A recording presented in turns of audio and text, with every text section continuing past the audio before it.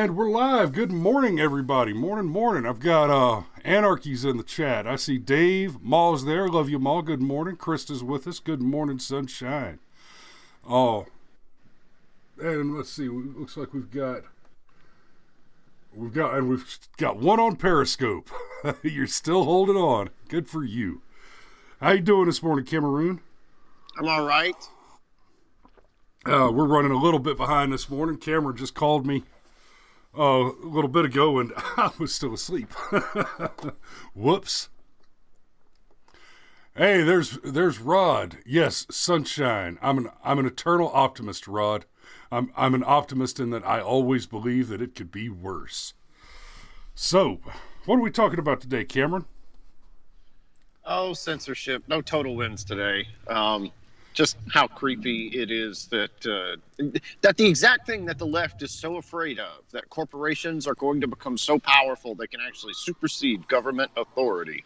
Well, it's actually happening, and go figure, it's being done by leftists.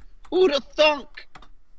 Oh, you mean that maybe authoritarianism is at the very minimum, at least not an exclusively right-wing problem? Yes, that's part of what I mean. But specifically, and part of what we're going to touch on today is the fact that Crowder's still banned, and his video explaining getting banned also got taken down and got him a warning. But yeah, the 45th president of the United States gave an interview, and Facebook said, "Yeah, but nah, we're just not going to let Donald Trump on the platform at all because, Orange Man bad."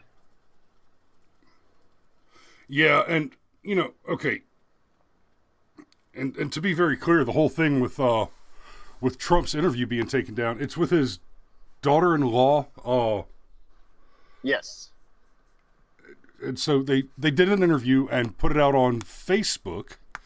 If I understand it correctly, only on Facebook. Let's see.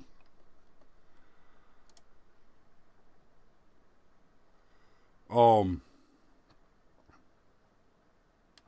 I've actually got the wrong article. He was also he also had an interview removed where he was talking with Rush Limbaugh before Rush passed away. Yeah. I mean, we're just going to deplatform a former president. That's and nothing. That I'm glad you said that. I'm glad you said former president. Every time you hear... Let's bring in Laura Trump, former senior advisor for the Trump campaign, and we have a big announcement. Sorry about that. I got an involuntary video playing. Krista said, "I'm completely frozen. Is it just me?" No, I think I was just sitting still. Anyway, you said former president, Cameron. Every time you hear Trump mentioned now, they say ex-President Donald Trump, former President Donald Trump. I don't remember that language. That's new. Right? We still refer to W as President Bush. We still refer to Obama as President Obama. We still refer to all of the former presidents as President so-and-so. Yeah. Oh, yeah. It's an honorific. But honor Donald Trump. Yeah, right. Like, that's going to happen. Yeah, it's just a little more of that subtle neuro-linguistic programming. And to kind of just jump to the end, and then I guess we work back through the middle. But that's why they're knocking Trump off all these platforms. He can just punch right through all that neuro-linguistic programming. It's why they hated him, because when he came along and was like, "We need to build a wall." Yeah, duh, we need to build a wall. They're literally kids crammed in pods designed to hold 35 people, and they're about 600 deep. So, yeah, we need to build a wall. Duh. And by the way, if walls didn't work, why would they have put one up around Washington, D.C. recently? It's just one of those things. But they gotta take guys like Trump down, and they gotta take guys like Crowder down. And Crowder's an interesting case because he's a comic, but the court jester has always been the one who was allowed to make fun of the king.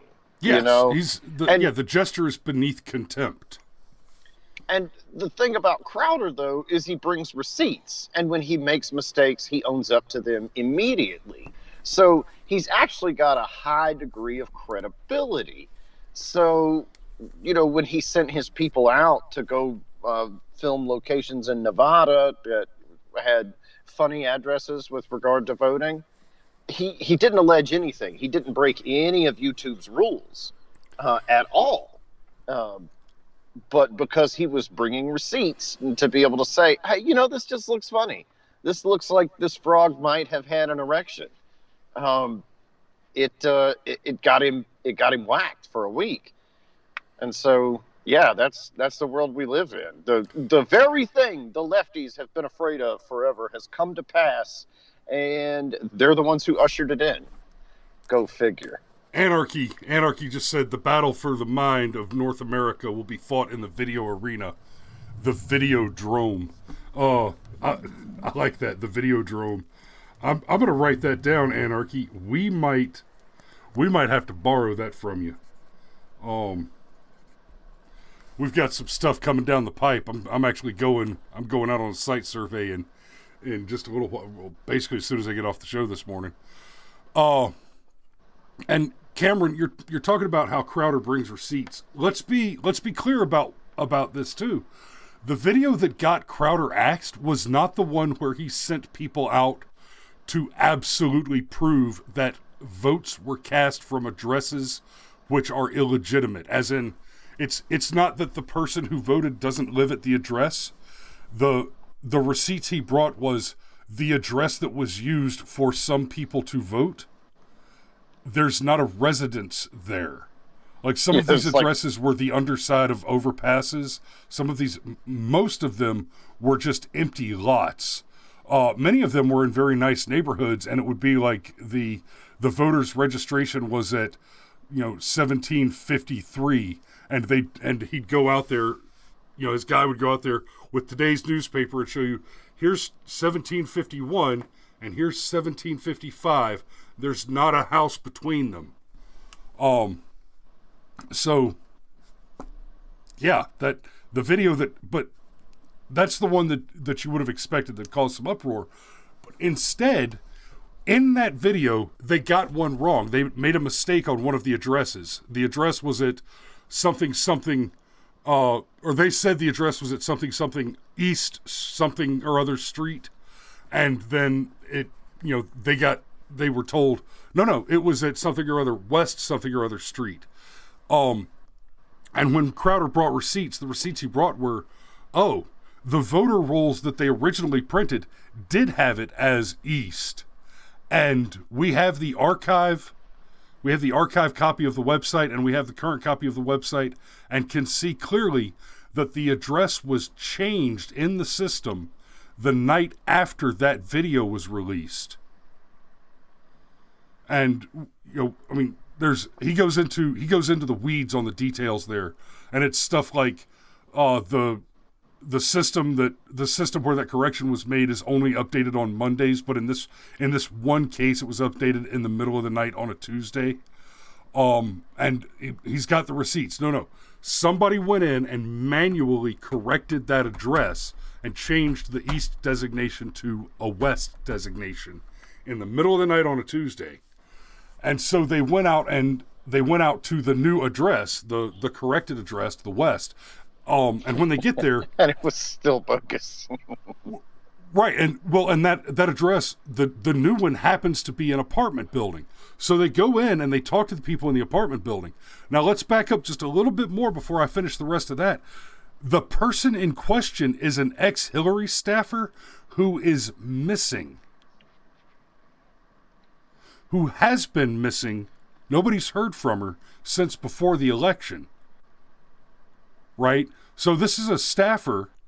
This is a Democrat staffer who probably would have voted Biden, who has gone missing and then voted We don't know if she voted Biden or not. All we know is that she did, in fact, vote, and that she voted from an address first that didn't exist, then was corrected by someone with access to that system, and then, after that address was corrected, it was corrected to an address where she has never, ever, ever lived, ever. And she's still missing.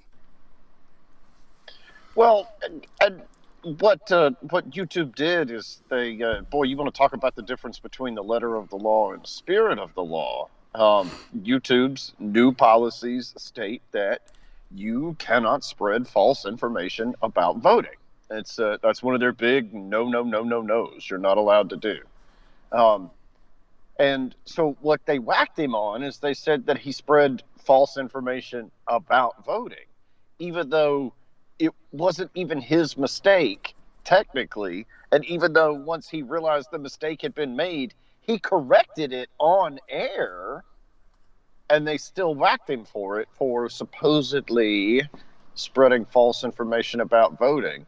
And this just goes back to how so many of us that are part of the online, content creator community look at the guidelines for YouTube, and you're like, golly, those are just vague enough where if you wanted to be a shitburger and interpret them a very specific kind of way to target a very specific type of content,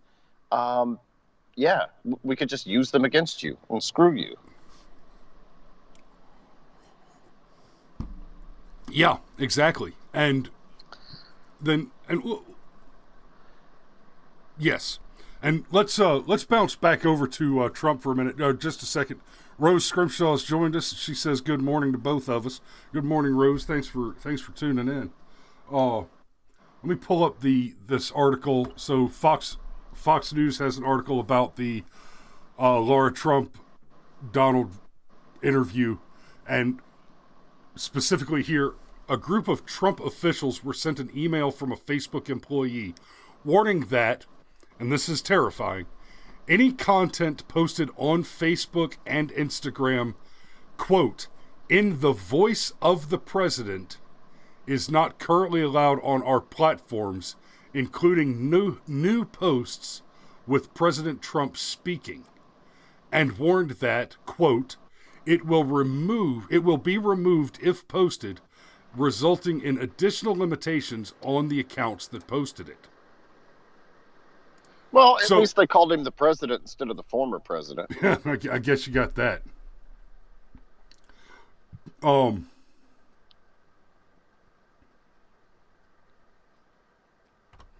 So it's not even just the former president is not allowed to speak to the nearly 80 million people that voted for him. You're not allowed to talk about him. Like, this video is probably going to be removed, or at least gray-walled, or put behind age restrictions or something of that nature. This video will almost certainly be in some way decelerated from spread. Do yourselves a favor, do me a favor, share this video, share it now, share it broadly. If you're on multiple social media networks, share it to all of them individually. We would greatly appreciate it. And leave a comment under the video itself, not just in the chat. Help with this spread. Anarchy mentioned a little while ago that language has been weaponized. Anarchy, that has been I'm a linguist, right? That's what I used to do for the Army, on paper. But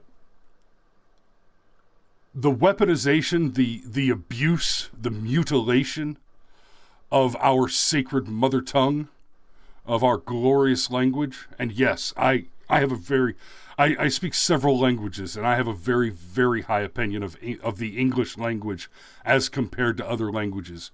It is technically, objectively, a better language.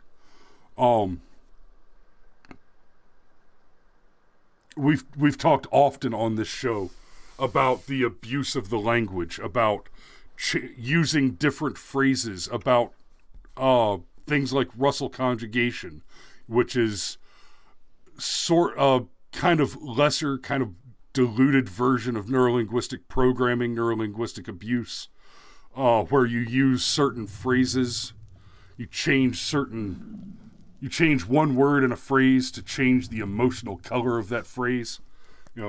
I am strong-willed, he is stubborn, they are pig-headed. Those three sentences mean the same thing, technically, idiomatically, but emotionally, they mean three very different things because they contain that emotional or opinion-colored context.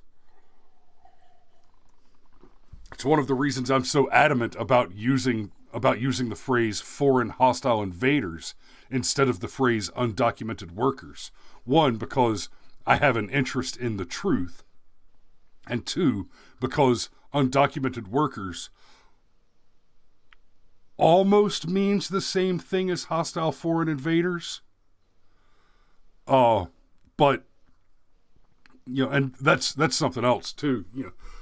They like to say undocumented workers instead of criminal aliens or illegal immigrants. Undocumented workers. Isn't part of your argument there that making people carry around documents with them is Nazi-esque and therefore not good? You shitheads out there that are all for a vaccine passport? Are you kidding me?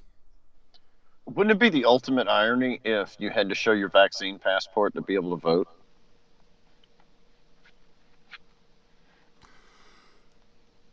I don't think that'll happen. I'm just being a smartass. But yes, I still think it'll happen. Oh, Krista says, hey, I saw a toter win this morning and was trying to tell you guys before my internet crapped out. Good grief. Excuse me.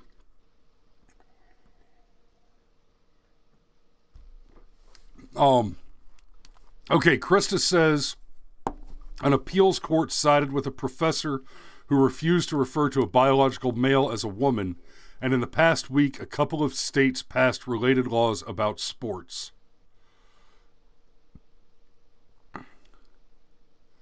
Okay. Krista, could you send me that article? I think I actually know the story you're talking about. I haven't read into it much. I did see some people posting and complaining about it. Oh, look, this court just says that this guy's totally allowed to just say whatever he wants. Yes. It's America. We have the First Amendment. If you cannot, with the law and guns, defend speech that you dislike, then you do not believe in freedom of speech. You believe in authoritarian censorship. There are lots of things that I would prefer people not say. That doesn't mean I'm going to go and force them at gunpoint under the authoritarian boot of an overbearing government with an illegitimate figurehead to prevent them saying what they wish to say. Let the little pug salute. It's none of your damn business.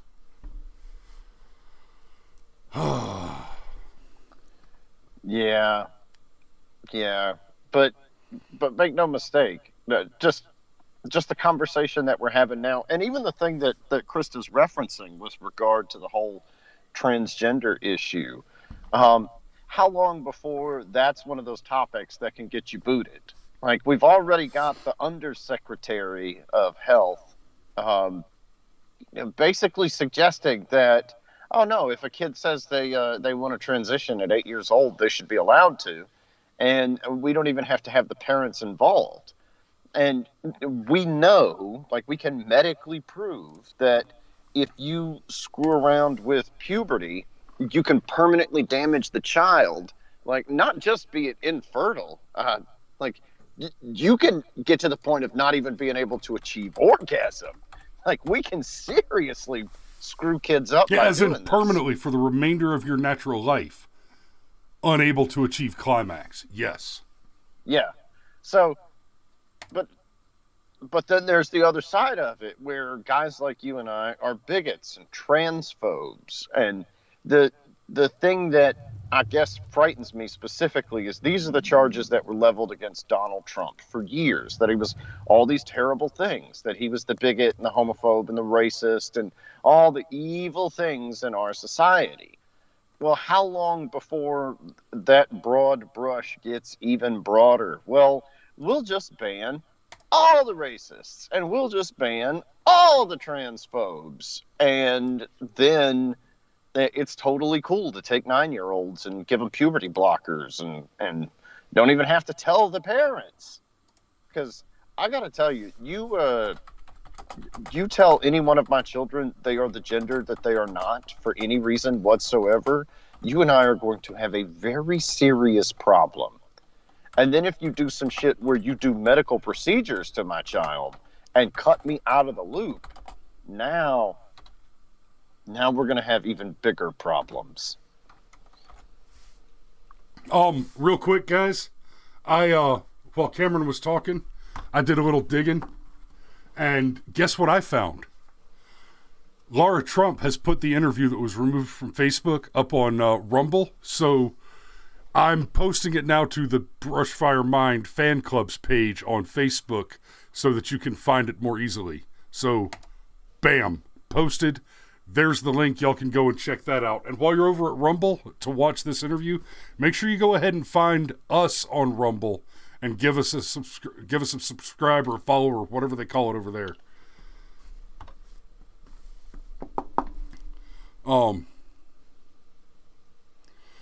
Is it not the burden of proof on the one who makes the claim? Yes, Anarchy, the burden of proof does fall on the one who makes the claim.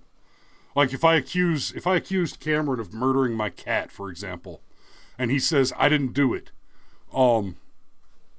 you can't prove a negative.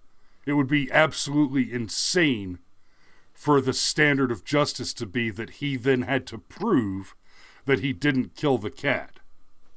Now, you can prove that the affirmative is impossible, but unless you can prove that it is impossible for the claim to have occurred, you cannot simply disprove the claim. Right? So yes, the burden of proof does always fall on the claimant. Yeah, I'm not real sure what that was in relation to, though. Well, Anarchy asked the question, and I just thought I'd address it real quick. Gotcha. So, yeah, we're you're going to hear some language. You're going to hear some language coming through in the next week or so. You're going to hear people talking about the second Adpocolypse, Adpocolypse 2, the commercial boogaloo, some shit like that. Let's we need to push back on that language a little bit, because this is not an adpocalypse. This is not like the Adpocolypse. The Adpocolypse was when a bunch of groups like Media Matters went and put pressure on large corporations to get them to put pressure on social media platforms by saying, hey, we're going to pull our advertising and not advertise with you unless you take moves to remove or suppress certain channels on your networks. And the result was it wasn't just people getting banned. They changed the terms and conditions so that it changed the requirements for monetization. But for example, at the time when the Adpocolypse happened originally, this was a monetized channel. I mean, we weren't making quit your day job and go legit money on there, but we were monetized, and we were earning pennies on the pound for the shows we were putting out at the time. And then they changed the rules, and we were removed from the partner program without any violation. We were demonetized without anything changing for us. It was YouTube that made the changes. And it didn't even have anything to do with our content. It was just a straight, hey, let's get rid of these creators that are not gigantic. And it hurt. That honestly, it hurt a little bit. It didn't hurt because suddenly we couldn't afford to keep doing it. This is we weren't making that kind of money, but we were monetized. And see, that's something that doesn't happen automatically. Even back then, it didn't happen automatically. No, Rod, in our case, because I know the technicals on this.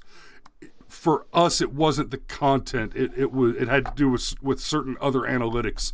But that's getting pretty deep in the weeds. But anyway, we had achieved that milestone. It was a goal that we had worked toward and earned, and we had gotten to the point that we had earned monetization. And so we were at a place where, because we had been monetized, we could grow the channel and eventually turn it into something where this would be our full-time jobs, and we could hire some more outside work, hire some researchers, hire some graphic designers, save me a little time in the morning. And that was part of the last Adpocolypse. What is happening now has nothing to do with advertisers threatening to pull their ad revenue and trying to jump off and threatening to jump off the platforms to try and force the social media groups to kill it. What's happening now is 100% the basically the tech giants. They are part of the Democrat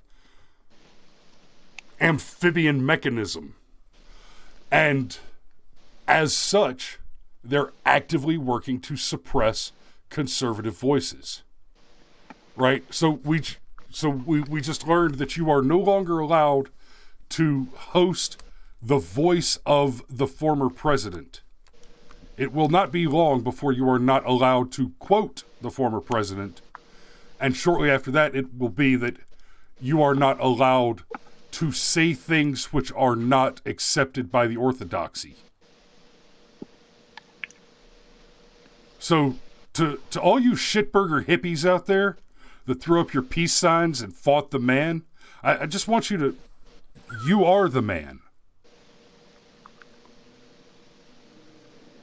And it's not that you've become the man.